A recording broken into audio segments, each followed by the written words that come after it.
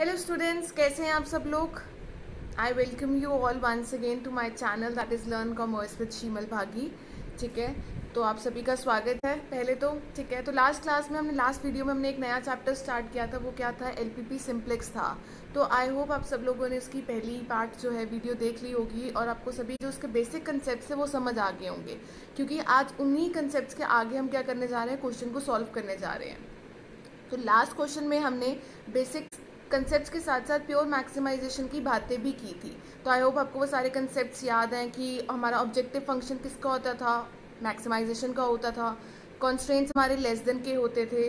ठीक है, और हमारा मेन ऑब्जेक्टिव क्या होता था, जो हमारा सी जे माइनस सेट जे है उसको हमने या तो ज़ीरो या तो फिर नेगेटिव लेकर आना है। तो आइए चलते हैं अपने आज के सम की तरफ। तो अब सबका ध्यान कहाँ पे रहेगा? मेरी तरफ ना होके नोटबुक पे रहेगा। चलो लेट्स डू आप फर्स्ट क्वेश्चन। तो बच्चों स्टार्ट कर रहे हैं हम अपना, ठीक है, क्वेश्चन। तो ये हमने क्या किया था, बेसिक कंसेप्ट में मैंने आपको ये क्वेश्चन नोट डाउन करवाया था। आप ये इसी को नोट डाउन कर लीजिए और इसी के साथ हम अपना आगे का क्वेश्चन क्या है सॉल्व करेंगे। ठीक है, तो आई होप आपने ये नोट डाउन कर लिया होगा। कर लिया तो वेल एंड गुड। ठीक है, इसको हमने क्या करना है, क्योंकि ये हमारा इनइक्वालिटीज है। क्यों मैम? हमें कैसे पता इनइक्वालिटीज है? क्योंकि ये क्या है, लेस देन कॉन्स्ट्रेंट है। इसको हम क्या करेंगे, इक्वालिटीज में कन्वर्ट कर देंगे by adding the basic variable that is slack variable. और स्लैक वेरिएबल हम किससे डिनोट करते हैं? एस से डिनोट करते हैं। ये मैंने आपको ऑलरेडी बता दिया था। तो इस क्वेश्चन को मैंने ऑलरेडी यहाँ पे लिख लिया हुआ है। अगर आप ध्यान से देखें, ऑब्जेक्टिव फंक्शन क्या है, ये था। ठीक है, और स्लैक वेरिएबल जो हमने ऐड किया, इक्वालिटीज जो हमने ऐड किया, उनकी कोफिशिएंट हमेशा क्या होती है? जीरो होती है। क्यों होती है? बिकॉज वो अनयूज कैपेसिटीज होती है, जिसका प्रॉफिट क्या रहता है? हमेशा जीरो ही रहता है। और ये था हमारी कॉन्स्ट्रेंट्स थी। इनमें मैंने क्या कर दिया, अलग अलग तरह के स्लैक वेरिएबल्स ऐड कर दिए हैं और इनको इक्वालिटीज में कन्वर्ट कर दिया है। इतना क्वेश्चन मैंने आपको कल सिखा दिया था। आज हमने क्या सीखना है, बेसिकली टेबल बनाना सीखना है। ठीक है, तो मैंने क्या कर लिया है, जो बेसिक वेरिएबल से हमारा क्या होता है, टेबल बनता है। बेसिक वेरिएबल कौन से थे? जो अनयूज कैपेसिटी से। मैक्सिमाइजेशन का मतलब क्या था कि हमने ये देखना कि क्या हमारा प्रॉफिट और भी मैक्सिमाइज हो सकता है। कैसे हो सकता है? बाय इन जो अनयूज कैपेसिटीज है, अगर क्या हम उनको यूज करते हैं तो क्या हमारा और भी प्रॉफिट इंक्रीज हो सकता है, हमने ये चेक करना है। ठीक है, तो मैंने यहाँ पे है, यहाँ पे टेबल आप बना सकते हैं। ठीक है, टेबल के ऊपर मैंने क्या कर लिया है, सारे जो बेसिक वेरिएबल्स है वो क्या कर लिए, ऐड कर लिया। आप भी इसको कर सकते हैं। अब इस बेसिक वेरिएबल का जो तुम्हारा सोल्यूशन वैल्यू है वो क्या है? अगर तुम इसको यूज करते तो तुम्हारे पास कितना टाइम था, यही तुम्हारे पास चीजें आ जाएंगी। जैसे अनयूज कैपेसिटी तुम्हारी कितनी है, 60, 72 और 100। ये जो तुम्हारी सोल्यूशन वैल्यूज है वो क्या आती है, अनयूज कैपेसिटीज की। जो अनयूज हमारे जो बेसिक वेरिएबल्स हैं उनकी क्या है, अनयूज कैपेसिटीज क्या है, 60, 72 एंड 100। ठीक है, अब इनके जो प्रॉफिट क्या है, x1 ने आपको प्रॉफिट क्या दिया, 5 दिया। x2 ने कितना दिया, 10 दिया। ठीक है, उसके कोफिशिएंट्स लिखने अपने। x3 ने कितना दिया, 8 दिया, ऑब्जेक्टिव फंक्शन में जो दिए हुए हैं। S1 S2 का प्रॉफिट क्या है, हमेशा जीरो रहेगा। जीरो क्यों रहेगा? बिकॉज ये अनयूज कैपेसिटीज थी और इन्होंने कोई भी प्रॉफिट अर्न करके नहीं दिया था। तो यहाँ पे भी क्या है, जीरो आता है। जैसे मैंने बताया था, सीजे क्या होता है, कॉन्ट्रीब्यूशन पर यूनिट। इन्होंने कितना कॉन्ट्रीब्यूट किया, x1 ने 5 किया, x2 ने 10, x3 ने। तो ये क्या कर दी मैंने, कॉन्ट्रीब्यूशन पर यूनिट लिख दी है बाहर। ठीक है मैम, ये क्या थी, हमारी सोल्यूशन वैल्यूज थी जो अनयूज कैपेसिटी ले सकती थी, यूज कर सकती थी, बट की नहीं है। तो ठीक है, अनयूज कैपेसिटीज की हम बाकी वेरिएबल्स भी लिख देते हैं। x1 की क्या है, 3 है, ये 4 है, ये 2 है। मैम कैसे आया 3, 4, 2? बच्चे मैंने ये जितने भी कॉन्स्ट्रेंट्स हैं उनके सिर्फ क्या लिखी है, वैल्यूज लिखी है। 3, 4 एंड 2, 5, 4 एंड 4, 2, 4 एंड 5। यहां तक तो आपको इजी लगेगा। ठीक है, S1 क्या है, यहाँ जहां पे कुछ नहीं दिया होता उसकी वैल्यू क्या रहती है, हमेशा 1 ही रहती है। तो ये क्या है, 1 है। S2 और S3 है नहीं तो वो क्या आ जाएंगे, 0 आ जाएंगे। ठीक है, उसके बाद S2 क्या है, यहाँ पे 1 है तो बाकी क्या आ गया आपके 0। S3 क्या है, यहाँ पे थर्ड में कॉन्स्ट्रेंट में ये 1 आ जाएगा तो बाकी क्या आ गया, 0। ठीक है, आपकी ये क्या आ गई, सारी मैंने अनयूज कैपेसिटीज क्या है एक तरह से लिख ली हैं। जब आपकी ये लिखी जाती हैं तो आपने क्या करना है, क्वेश्चन को सॉल्व करना है। अब हमने क्या निकालना है, ZJ निकालना है, ZJ निकालना है। ठीक है, अब ZJ कैसे निकलेगा मैं आपको वो बता देती हूँ। वो क्या होता है, इन तीनों को जो तीनों हमारी अनयूज कैपेसिटीज है उन तीनों का प्लस करके हमारा क्या आता है, ZJ निकलता है, टोटल प्रॉफिट निकलता है। ठीक है ना, हम जैसे कि प्रॉफिट निकलता है कैसे, मतलब 0 into 60 plus 0 into 72 plus 0 into 100 कितना आएगा हमारा, क्योंकि ये जीरो वैल्यूज हैं इसका हमेशा क्या आएगा, वैल्यू 0 आएगा, सिर्फ टेबल 1 का। ठीक है ना, अगर मैं आपको बता दूं ये कैसे लिखा मैंने, अगर आप ध्यान से देखेंगे 0 into 60 plus 0 into 72 plus 0 into 100। ठीक है, आपने ऐसे सॉल्व करना है। सिमिलरली यहां का कितना आ जाएगा तुम्हारा, ZJ कितना आएगा, 0 into 3 plus 0 into 4 plus 0 into 2, ये भी कितना आएगा 0, क्योंकि 0 को किसी के साथ भी मल्टीप्लाई करोगे वो क्या रहता है, 0 ही रहता है। अब X2 का हमारा ZJ कितना आएगा, 0 into 5 plus 0 into 4 plus 0 into 4, ये भी 0। ठीक है, तो इसी तरह ये भी 0, ये भी 0 और ये भी 0। क्या मैम हम बिना देखे भी 0 लिख सकते हैं? जी हाँ, लिख सकते हैं, क्योंकि आप किसी चीज को भी मल्टीप्लाई करोगे तब कर रहे हो जब तुम्हारा जो अनयूज कैपेसिटीज की CJ है वो क्या आती है, 0 आती है। इस केस में तीनों ही 0 हैं, तो अगर तीनों को किसी के साथ भी मल्टीप्लाई करोगे, इसको इसके साथ, इसको इसके साथ, इसको इसके साथ, और फिर तीनों को ऐड करोगे तो हमेशा भी क्या आएगा, 0 ही आएगा। ठीक है ना, तो जैसे मैंने आपको सिखा दिया है कि आपको कैलकुलेट कैसे करना है, इसको पहले मल्टीप्लाई करना है, फिर इसको मल्टीप्लाई करना और इसको मल्टीप्लाई करना, और तीनों को तुमने ऐड कर देना, और ये तुमने सभी के साथ करना है, सभी कॉन्स्टेंट के साथ, X1, X2, X3, S1, S2 और S3। ठीक है ना, तो इनकी वैल्यू आ गई ZJ। अब तुमने क्या निकालना है, CJ माइनस ZJ। वो कैसे निकलता है, तुम्हारा कॉन्ट्रीब्यूशन में से तुम्हारा जितना ZJ होता है तुम उसको माइनस करते हो, तो तुम्हारा क्या आता है, CJ माइनस ZJ आ जाता है। किसको किससे माइनस करना है, CJ तुम्हारा ये कॉन्ट्रीब्यूशन पर यूनिट, ठीक है, और ZJ तुम्हारा ये है। तो अगर तुम इससे निकालोगे तो तुम्हारा टोटल प्रॉफिट आ जाएगा। ठीक है, 5 minus 0 5, 10 minus 0 is 10, 8 minus 0 is 8, 0 minus 0 0 और 0। क्या CJ माइनस ZJ की सभी वैल्यूज क्या आती हैं, नेगेटिव है या फिर 0 है? नहीं मैम, यहाँ पे तो पॉजिटिव निकली है। और हमने क्या देखा था कि अगर हमने ऊपर देखा था कल की क्लास में कि अगर CJ और CJ माइनस ZJ हमारा पॉजिटिव निकलता तो वो क्या इंडिकेट करता है कि profits will be improve by the amount for each unit, कि हम इससे ज्यादा भी प्रॉफिट्स को इंक्रीज कर सकते हैं। अगर हमारी CJ माइनस ZJ जो है पॉजिटिव आती है, इसका मतलब क्या है कि प्रॉफिट्स को और भी ज्यादा मैक्सिमाइज किया जा सकता है। और इस केस में हमारे क्या आते हैं, पॉजिटिव आती है और 0 आती है। अगर 0 के साथ नेगेटिव आती तो मतलब क्वेश्चन यहीं पे खत्म था। क्योंकि नेगेटिव नहीं आई है, ये नॉन नेगेटिव है, तो इसका मतलब है हम थोड़ी सी और मेहनत कर सकते हैं। ठीक है ना, आई होप आपको ये सब चीजें क्लियर है। ठीक है,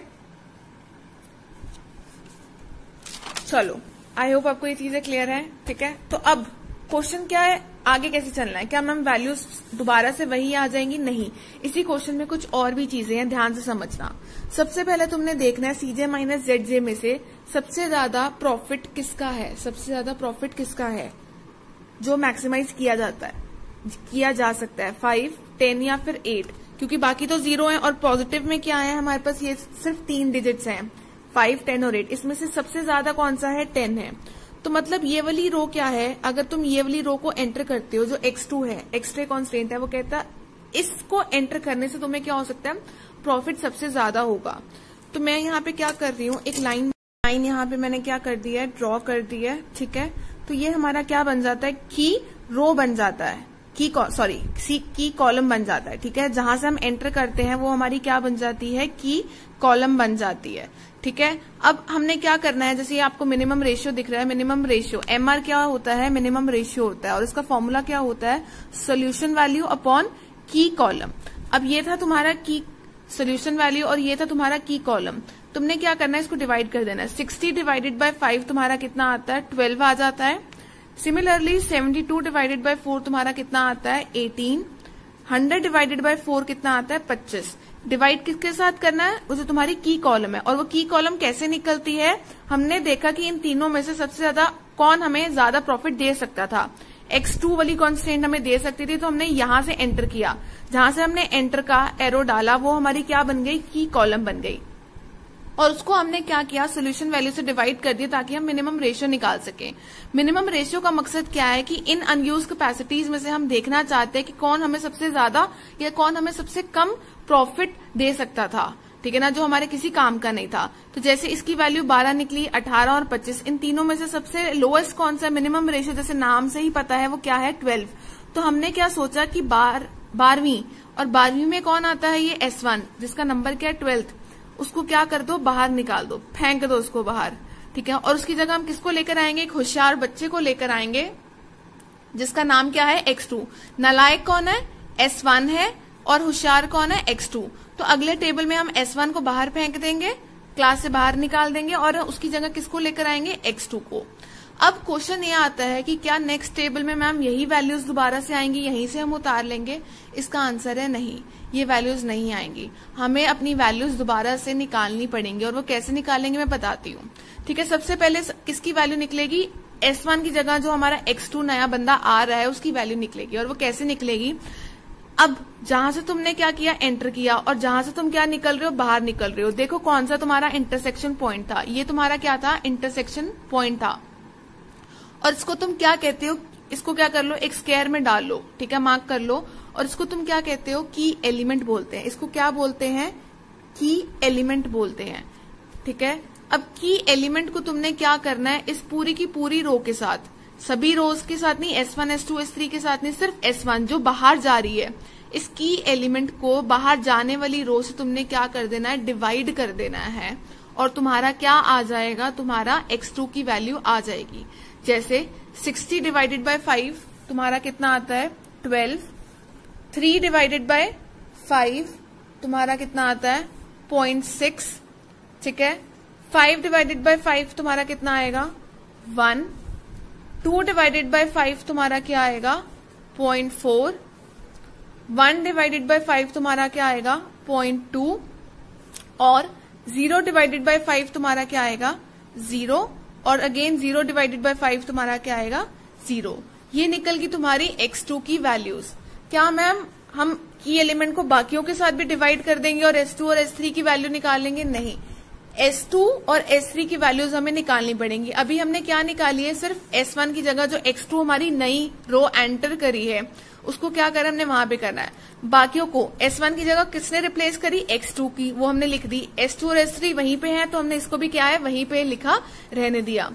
कंट्रीब्यूशन पर यूनिट हमने क्या लिख लिया, इन सभी का तो 0 था, इनका क्या था, 5 था, 10 था, 8 था, जैसे यहाँ पे दिया हुआ था 5, 10 और 8। और क्योंकि यहाँ पे X2 आ गया तो उसका कोफिशिएंट भी क्या है, 10 है, वो भी हमने क्या लिख दिया। ये तो मैंने ऑलरेडी बता दिया कि कंट्रीब्यूशन पर यूनिट कैसे लिखना है। X2 की वैल्यूज हमने क्या कर लिया, निकाल ली है। अब हमने क्या करना है, S2 और S3 निकालने की कोशिश करनी है।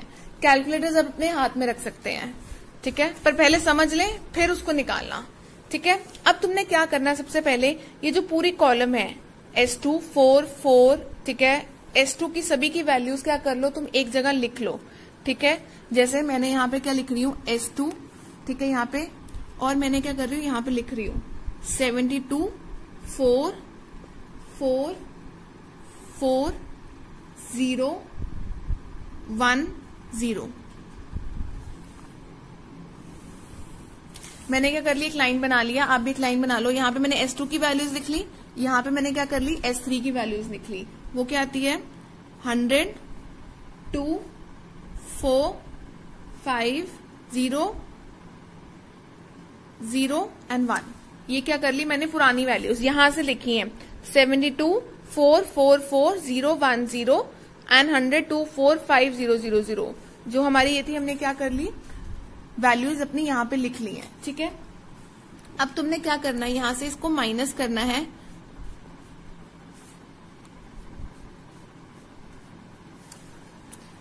माइनस करना है। अब माइनस करना क्या, मैं तुम्हें वो बताती हूँ, ठीक है। माइनस क्या करना है, ड्राइंग में कर रही हूँ, ठीक है। माइनस क्या करना है, सबसे पहले तो तुमने क्या लिखना है, S2 की जो तुम्हारी की कॉलम वैल्यू थी, ये फर्स्ट वाली नहीं देखनी, S2 की जो हमने की कॉलम बनाई थी उसके ऑपोजिट देखो कौन सा था, S2 के ऑपोजिट क्या था, 4।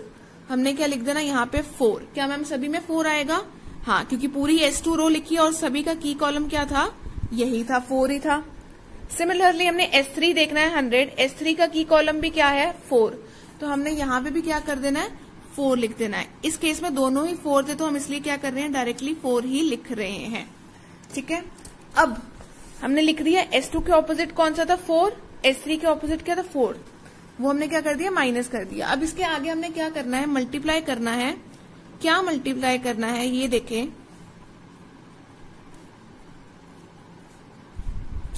ये जो हमने x2 की वैल्यू निकाली है, x2 की हमने क्या की रो निकाली है, न्यू रो निकाली है, x2 की न्यू रो निकाली है, उसको हमने क्या कर देना है इसके साथ मल्टीप्लाई कर देना है।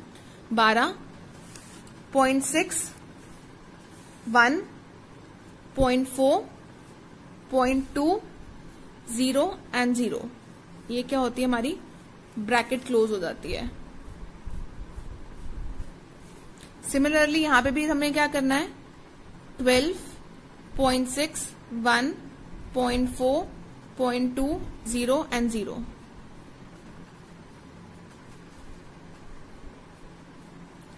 अब तुमने क्या करना है बोर्ड मास के हिसाब से पहले मल्टीप्लाई आएगा और फिर क्या आएगा, किसके हिसाब से करना है बोर्ड मास के हिसाब से करना है। ठीक है ना, divide multiply addition and subtraction. ठीक है ना, पहले माइनस मत कर देना, 72 माइनस 4 इंटू 12 मत करना, पहले तुमने मल्टीप्लाई करना है इनको और फिर इसमें से क्या करना है माइनस कर देना है। और हम क्या करते हैं अपनी वैल्यूज निकलते हैं।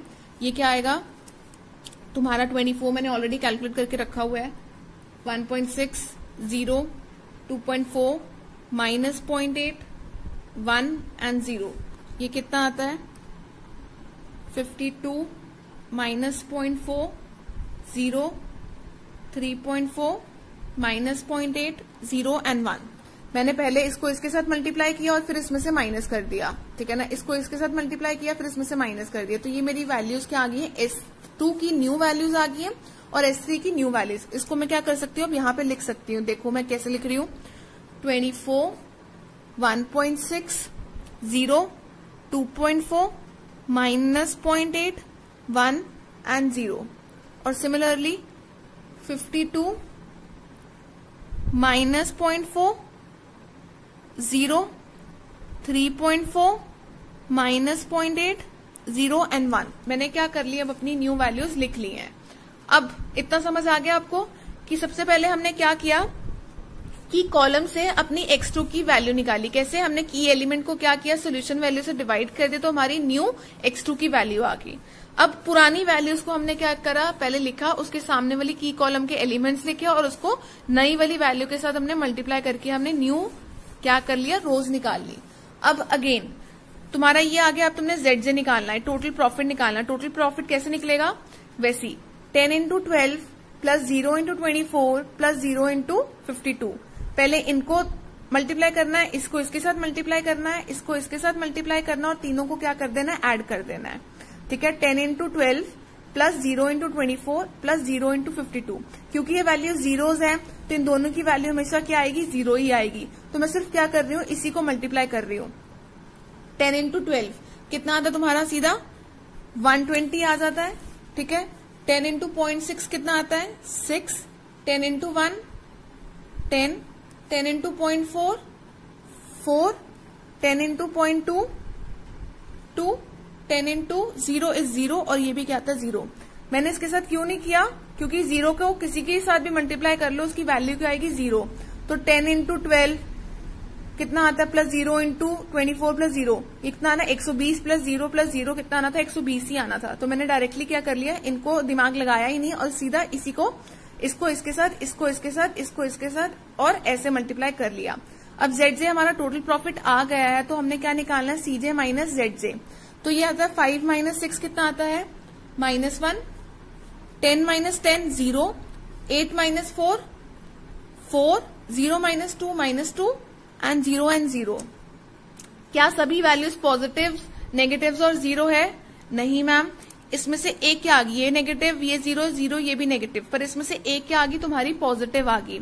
तो पॉजिटिव का मतलब क्या होता है कि हम दोबारा से क्या कर सकते हैं, प्रॉफिट को और मैक्सिमाइज कर सकते हैं, ठीक है ना। अगर तो ये सारी नेगेटिव आ जाती, हमारा क्वेश्चन यहीं पे खत्म हो जाता, ये हमारा मैक्सिमम प्रॉफिट होना था। क्योंकि यहाँ पे एक पॉजिटिव वैल्यू आ गई है, 0 से ऊपर की वैल्यू आ गई, तो इसका मतलब क्या है, क्वेश्चन अभी और आगे जाएगा। तो अब क्वेश्चन कैसे जाएगा, जिनको अभी की कॉलम वाला समझ नहीं आया था वो दोबारा समझ सकते हैं। तो क्योंकि यहाँ पे हाईएस्ट वैल्यू कौन सी है, 4 ही है, तो हम क्या करेंगे, यहां से एंटर करेंगे। और क्योंकि हम यहां से एंटर करेंगे तो हमारी क्या बन जाएगी, ये वाली क्या बन जाएगी, कॉलम, की कॉलम बन जाएगी। क्योंकि ये की कॉलम बन जाएगी तो अब हमने क्या करना है, सोल्यूशन वैल्यू को इसके साथ डिवाइड करना और अपने अपना मिनिमम रेशियो निकालना है। वो कैसे निकलेगा, सोल्यूशन वैल्यू अपॉन की कॉलम, ठीक है। तो 12 डिवाइडेड बाय 0.4 कितना आता है तुम्हारा, 30 आता है। 24 डिवाइडेड बाय 2.4 कितना आता है, 10। एंड 52 डिवाइडेड बाय 3.4 तुम्हारा कितना आता है, 15.2 आता है समथिंग, ठीक है।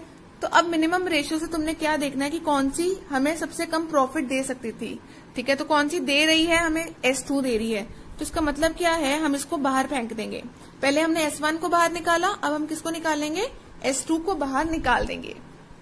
अब क्योंकि हम S2 को बाहर निकाल रहे हैं तो हम अंदर किसको लेकर आ रहे हैं क्लास में, X3 को। X3 जो हमारा कॉन्स्टेंट है उसको हम क्या कर रहे हैं, अंदर लेकर आ रहे हैं, ठीक है। तो अब मैं क्या कर रही हूँ, दोबारा से पहले मैं वैल्यूज लिख लेती हूँ यहाँ पे ताकि हमारे लिए थोड़ा सा इजी हो जाए। S2 को तो हम निकालेंगे, S2 की जगह कौन आ रहा है, X3 आ रहा है। ये तो हम न्यू टेबल में इसकी वैल्यूज निकालेंगे। मैं क्या कर रही हूँ, यहाँ पे X2 की वैल्यू और S3 की वैल्यू निकालूंगी। X2 की क्या है, लिख लें, 12.6, 1.4, 0.2, 0 एंड 0, ठीक है। और S3 की वैल्यूज क्या आती हैं, 52.4 माइनस 0.4 है, 0, 3.4 माइनस 0.8, 0 एंड 1, ठीक है। इसको भी माइनस करना है और इसको किसके साथ माइनस करना है, देखें S2। अब X2 को किसके साथ करना है, इसके ऑपोजिट वाली की कॉलम। X2 को किसके साथ माइनस करना है, जो इसके ऑपोजिट, ये कितना आती है, 0.4 आती है। तो यहां पे मैं क्या लिख रही हूं, 0.4।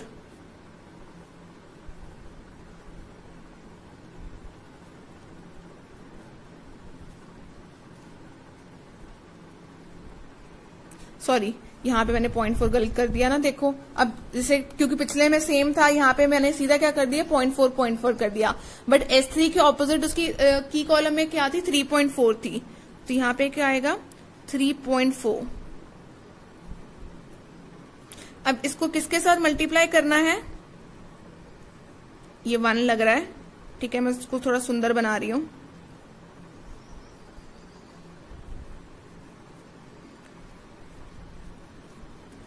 इसको किसके साथ मल्टीप्लाई करना है, हमारी जो न्यू कॉलम निकल कर आएगी, न्यू रो निकल के आएगी, उसको हमने क्या करना है, इसके साथ मल्टीप्लाई करना है। न्यू कॉलम क्या है वो हम अभी निकालेंगे, ठीक है। न्यू कॉलम हमने निकालनी है। अब देख लें, जा कौन सी रही है, S2 जा रही है और X3 क्या आ रही है। तो नेक्स्ट में मैंने क्या लिखना है, X2 को उसकी जगह ही लिखे रहने देना है। S2 की जगह क्या आ जाएगा, X3 आ जाएगा, ठीक है। और नीचे क्या रहेगा, X3। तो मैं इसको देखे क्या लिखते हैं, आए यहाँ पे चेक करें, यहाँ पे क्या आएगा, X2, S2 की जगह क्या आएगा, X3, और नीचे क्या रहेगा, S3। S3 की वैल्यू क्या थी, 0, 0 और 0, और यहाँ पे इसके कोफिशिएंट क्या थे, 5, 10 और 8। X2 की क्या है, 10, और X3 की क्या है, 8 है। तो ये मैंने कंट्रीब्यूशन पर यूनिट निकला है, ठीक है। अब X3 हमारी क्या थी, एंटरिंग वाली क्या थी, रो थी, एंटरिंग रो है। तो हमने क्या करना है, इसको, इस पूरे को, ये हमारा क्या बन गया, की एलिमेंट बन गया। ये हमारा क्या बन गया, की एलिमेंट बन गया, क्योंकि ये हमारी एंटर कर रही है, ये हमारी जा रही है, ये इंटरसेक्शन पॉइंट है। अब हमने इसको सभी के साथ क्या करना है, पूरी रो के साथ, जो बाहर जा रही है उस पूरी रो के साथ क्या कर देना है, डिवाइड कर देना है। 24 divided by 2.4, 1.6 divided by 2.4, 0 divided by 2.4, 2.4 divided by 2.4। हमने क्या करना है, ऐसे वैल्यूज निकाल लेनी है। तो जैसे मैं लिख रही हूँ यहाँ पे क्या आती है 10.66 0 1 माइनस 0.33 0.416 एंड 0। मैंने क्या कर ली, ये अपनी वैल्यू निकाल ली, न्यू वैल्यूज निकाल ली एक्सरे की। मैंने क्या किया, की एलिमेंट जो हमारा क्या था 2.4 था, उसको क्या कर दिया, पूरी रो के साथ क्या कर दिया, डिवाइड कर दिया और हमारी क्या है न्यू वैल्यू निकल गई। अब हमने ये वाली वैल्यू क्या करनी है, पीछे वाले यहाँ पे हमने क्या करनी है, पुट कर देनी है अपनी पुरानी वैल्यूज पे। तो वो क्या थी 10.66 0 1 माइनस 0.33 0.416 एंड 0, यही था। हाँ जी, और यहाँ पे भी क्या लिख रही हूँ 10.66 0 1 माइनस 0.33 0.416 एंड 0। अब तुमने क्या करना है, इसको सिंपली यहाँ पे मल्टीप्लाई 0.4 इंटू 10 को मल्टीप्लाई करना है और उसके बाद क्या करना है 12 में से माइनस कर देना है। तो क्या आता है 8.33 1 0.4 इंटू 4, ये कितना आता है 0, 0.4 माइनस 0.4 0 आ जाता है। ये क्या आता है 0.33 0.166 एंड 0। और सिमिलरली यहाँ पे क्या आता है 18, यहाँ पे क्या आता है 18 माइनस 2.66 0 0 0.33 माइनस 1.4 एंड यहाँ पे क्या आता है 1 आता है। ठीक है, इनको इसके साथ मल्टीप्लाई करके मैंने क्या कर लिया, वैल्यूज निकाल ली है। अब इन वैल्यूज को क्या करना है, नेक्स्ट टेबल में आपने क्या करना है, पुट कर देना है। तो मैं नेक्स्ट टेबल में क्या कर रही हूँ, इसको पुट कर रही हूँ बेसिकली। तो 8.33 1 0 0 और यहाँ पे क्या कर रही हूँ 18 माइनस 2.66 0 0 0.33 माइनस 1.41 एंड 1। तो अभी तुम्हारी क्या निकल गई, वैल्यूज निकल गई हैं। अब तुमने क्या करना है, अगेन ZJ निकालना है, टोटल प्रॉफिट निकालना है। वो कैसे निकलेगा मैं आपको दोबारा बता देती हूँ। इस केस में अब 2 तुम्हारी आ गई हैं। तो 10 इंटू 8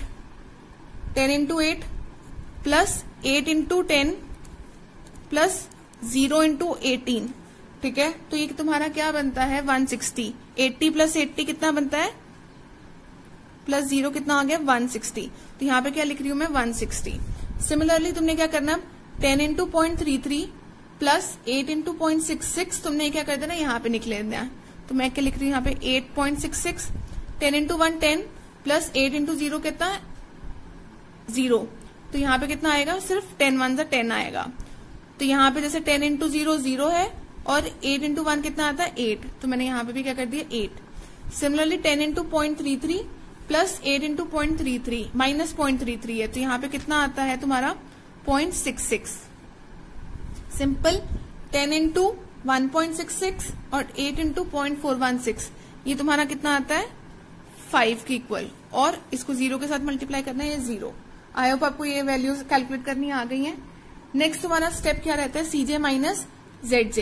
ठीक है, अब तुमने क्या करना है 5 माइनस 8.66 कितना आता है माइनस 3.66। 10 माइनस 10 0, 8 माइनस 8 कितना आता है 0, 0 minus 0.66 minus 0.66, 0 minus 5 minus 5 and 0 minus 0 is 0।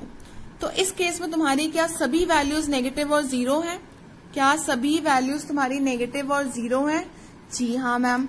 तो इसका मतलब क्या आता है कि अगर तुम इससे ज्यादा अब किसी और को अंदर या बाहर करोगे तो तुम्हारे प्रॉफिट्स क्या होंगे, या अपनी टोटल कैपेसिटी से ज्यादा उस कैपेसिटी को यूज करोगे तो तुम्हारे क्या हो जाएंगे, प्रॉफिट्स कम हो जाएंगे।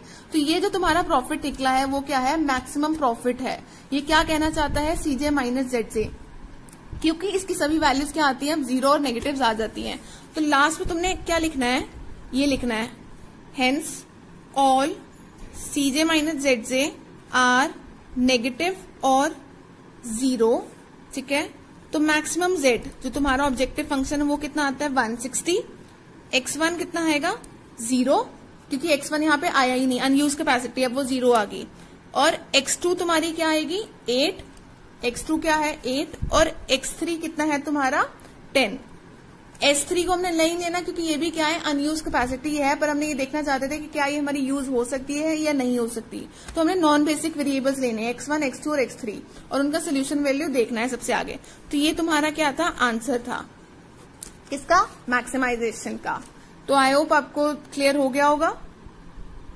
तो इसी क्वेश्चन के साथ हमारा जो प्योर मैक्सिमाइजेशन का कंसेप्ट है वो क्या होता है खत्म होता है। आई होप आपको ये पूरा कंसेप्ट अच्छे से समझ आ गया होगा। अगर फिर भी कोई डाउट्स रहती हैं तो आप मेरे को कमेंट सेक्शन में टाइप करके बता सकते हैं, और जिनके पास मेरा नंबर है वो पर्सनली मेरे को टेक्स्ट भी कर सकते हैं, ठीक है ना।